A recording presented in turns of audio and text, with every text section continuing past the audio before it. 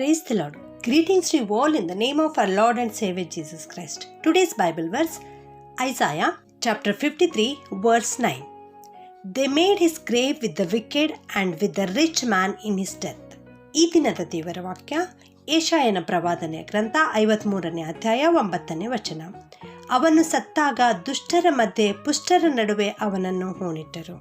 ಯೇಸು ಸ್ವಾಮಿ ಸತ್ತಾಗ ದುಷ್ಟರ ಮಧ್ಯೆ ಆತನನ್ನು ಹೂಣಿಟ್ಟರು ಎಂಬುದಾಗಿ ಇಂದಿನ ವಾಕ್ಯದಲ್ಲಿ ನಾವು ನೋಡ್ತಾ ಇದ್ದೇವೆ. ಹೌದು, ಯೇಸು ಸ್ವಾಮಿಯನ್ನು ಶಿಲುಬೆಗೆ ಹಾಕಿರುವಾಗ ಆ ಕಡೆ ಒಬ್ಬ ಕಳ್ಳ, ಈ ಕಡೆ ಒಬ್ಬ ಕಳ್ಳ, ಈ ರೀತಿ ಆತನು ಸತ್ತಾಗ ದುಷ್ಟರ ಮಧ್ಯದಲ್ಲಿ ಸಾಯಬೇಕಾಯಿತು. ಮತ್ತೆ ಮುಂದೆ ಪುಷ್ಟರ ನಡುವೆ ಅವನನ್ನು ಹೂಣಿಟ್ಟರು ಎಂಬುದಾಗಿ ಇದನ್ನು ನಾವು ನೋಡ್ತಾ ಇದ್ದೇವೆ.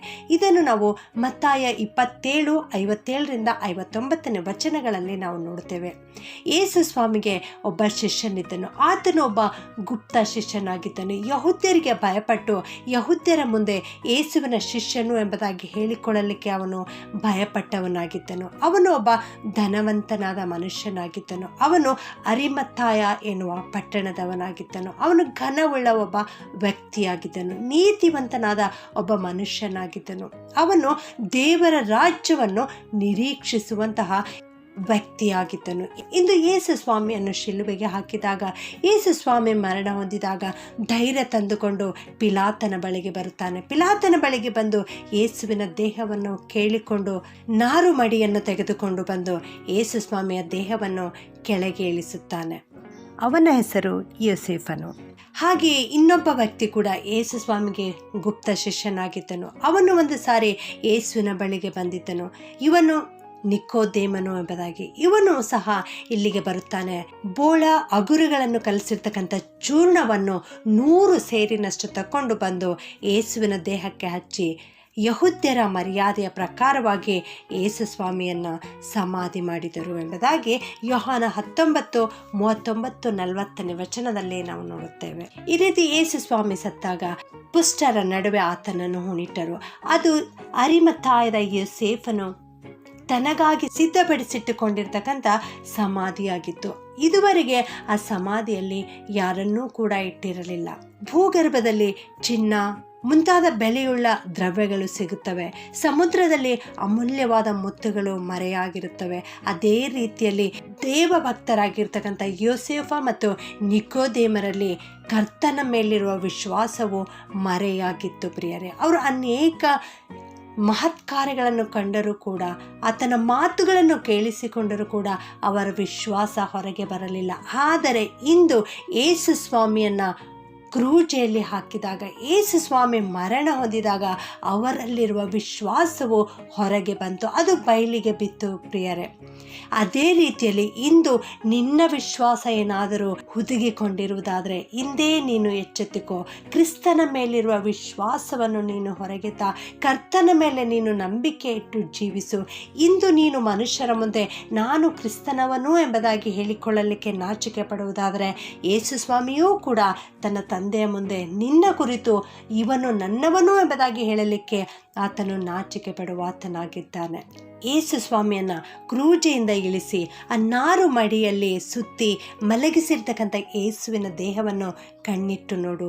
ಮಹಾಮಹಿಮೆಗೆ ಯೋಗ್ಯನಾಗಿರ್ತಕ್ಕಂಥ ಆತನ ತಲೆಯಲ್ಲಿ ಪೆಟ್ಟಿನ ಗಾಯಗಳು ತುಂಬಿ ಹೋಗಿವೆ. ರಕ್ತ ಹರಿಯುತ್ತಾ ಇದೆ. ಆತನ ಮುಖ ಕಳೆಗುಂದಿದೆ. ಜೀವ ಹೋಗಿದೆ. ನಮ್ಮನ್ನು ಕಂಡು ಸಮಾಧಾನದ ಮಮತೆಯ ಮಾತುಗಳನ್ನು ನುಡಿದಿರ್ತಕ್ಕಂಥ ಯೇಸುವಿನ ಬಾಯಿ ಇವತ್ತು ಮುಚ್ಚಿ ಹೋಗಿದೆ. ನಮ್ಮನ್ನು ಆಶೀರ್ವದಿಸುವುದಕ್ಕೆ ಸದಾ ಸಿದ್ಧವಾಗಿರ್ತಕ್ಕಂಥ ಆತನ ಕೈ ಇವತ್ತು ಅಲ್ಲಾಡದೆ ಬಿದ್ದಿದೆ. ದ್ರೋಹಿಯಾದ ನಮ್ಮನ್ನು ಹುಡುಕಿಕೊಂಡು ಬಂದಿರತಕ್ಕಂಥ ಆತನ ಕಾಲುಗಳು ಇವತ್ತು ನಿತ್ರಾಣವಾಗಿವೆ. ಪ್ರಿಯರೇ, ಈ ರೀತಿ ಆತನ ಅವಯವಗಳಾಗಲಿಕ್ಕೆ ಕಾರಣ ನನ್ನ ನಿನ್ನ ಪಾಪವೇ. ನಮ್ಮನ್ನು ನಮ್ಮ ಪಾಪದಿಂದ ವಿಮೋಚನೆ ಮಾಡುವುದಕ್ಕಾಗಿಯೇ ಯೇಸು ಸ್ವಾಮಿಗೆ ಈ ಅವಸ್ಥೆ ಬಂದಿದೆ. ಯೇಸು ಸ್ವಾಮಿಯ ಹತ್ತಿರ ನಾವು ಬರೋಣ. ಆತನ ದೇಹದಲ್ಲಾಗಿರ್ತಕ್ಕಂಥ ಆ 5 ಗಾಯಗಳೇ ನಾವು ಭದ್ರವಾಗಿ ಸುರಕ್ಷಿತವಾಗಿ ಆತನಲ್ಲಿ ಇರುವಂತಹ ಕೋಟೆಯಾಗಿವೆ. ಪ್ರಿಯರೇ, ಆ 5 ಗಾಯಗಳೇ ನಮ್ಮನ್ನು ನಮ್ಮ ಶತ್ರುಗಳಿಂದ, ಸೈತಾನನಿಂದ ಜಯಿಸುವುದಕ್ಕೆ ನಮ್ಮ ಹತ್ತಿರ ಇಟ್ಟುಕೊಳ್ಳಬೇಕಾಗಿರ್ತಕ್ಕಂಥ 5 ಬಾಣಗಳಾಗಿವೆ.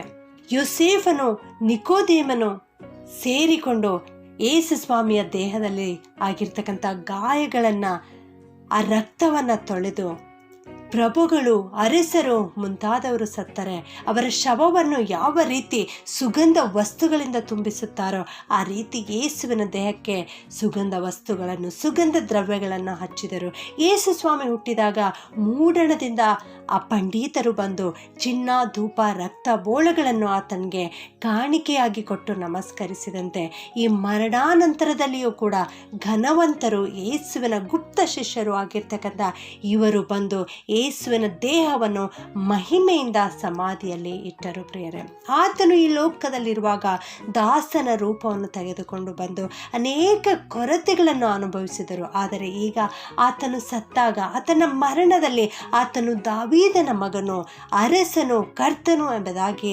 ಪ್ರಕಟವಾಗುವಂತೆ ಈ ರೀತಿ ಆತನಿಗೆ ಉತ್ತರ ಕ್ರಿಯೆ ಮಾಡಲಾಯಿತು. ಪ್ರಿಯರೇ, ಇಂದು ನಿನ್ನ ಜೀವಿತದಲ್ಲಿರುವ ಕರ್ತನ ಮೇಲಿರುವ ವಿಶ್ವಾಸವು ಈ ರೀತಿ ಹುದುಗಿಕೊಂಡಿರುವುದಾದರೆ ಇಂದೇ ನಾವು ಎಚ್ಚೆತ್ತುಕೊಳ್ಳೋಣ, ಕರ್ತನ ಪಾದದ ಬಳಿ ಬರೋಣ, ಆತನಲ್ಲಿ ವಿಶ್ವಾಸವಿಟ್ಟು ಆತನ ಮಕ್ಕಳಾಗಿ ನಾವು ಜೀವಿಸೋಣ. ಪ್ರಾರ್ಥನೆ ಮಾಡಿಕೊಳ್ಳೋಣ. ಪ್ರೀತಿಯ ಪರಲೋಕದ ತಂದೆಯಾದ ದೇವರೇ, ಸರ್ವರ ಪ್ರೀತಿಗೆ ಪಾತ್ರನಾದ ಯೇಸುವೆ, ನಿಮಗೆ ಸ್ತೋತ್ರಪ್ಪ. ದೇವರೇ, ಬಡಾ ಪಾಪಿಗಳಾದ ನಮ್ಮ ನಿಮಿತ್ತವಾಗಿ ನಿಮ್ಮ ಪರಿಶುದ್ಧ ರಕ್ತವನ್ನು ಚೆಲ್ಲಿ ನಮಗೆ ಜೀವವನ್ನು ಕೊಟ್ಟಿದ್ದೀರಿ ಕರ್ತನೆ.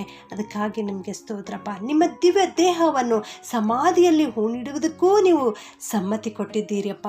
ಅದಕ್ಕಾಗಿ ನಿಮ್ಮ ದಿವ್ಯವಾದ ನಾಮಕ್ಕೆ ಸ್ತೋತ್ರವನ್ನು ಸಲ್ಲಿಸ್ತೇವೆ ಕರ್ತನೆ. ನೀವು ನಮಗಾಗಿ ಸತ್ತು ಮೃತ್ಯುಂಜಯನಾಗಿ ಎದ್ದು ಬಂದಿದ್ದೀರಿ ಕರ್ತನೆ. ಅದಕ್ಕಾಗಿ ಸ್ತೋತ್ರಪ್ಪ. ಇಂದು ಈ ವಾಕ್ಯವನ್ನು ಕೇಳಿಸಿಕೊಳ್ಳುತ್ತಿರುವ ನಮ್ಮೆಲ್ಲರನ್ನು ನೀವು ಆಶೀರ್ವಾದ ಮಾಡ್ರಿ ಕರ್ತನೆ. ನಿಮ್ಮ ಪುನರುತ್ಥಾನದ ಶಕ್ತಿ ನಮ್ಮೆಲ್ಲರ ಮೇಲೆ ಇಳಿದು ಬರಲಿಕ್ಕೆ ಸಹಾಯ ಮಾಡ್ರಿ. ನಾವು ನಿನ್ನ ಮಕ್ಕಳಾಗಿ ಜೀವಿಸಲಿಕ್ಕೆ ಸಹಾಯ ಮಾಡ್ರಿ. ಈ ಪ್ರಾರ್ಥನೆಯನ್ನು ಯೇಸುವಿನ ಒಂದೇ ನಾಮದಲ್ಲಿ ಬೇಡುತ್ತೇನೆ ತಂದೆಯೇ, ಆಮೆನ್.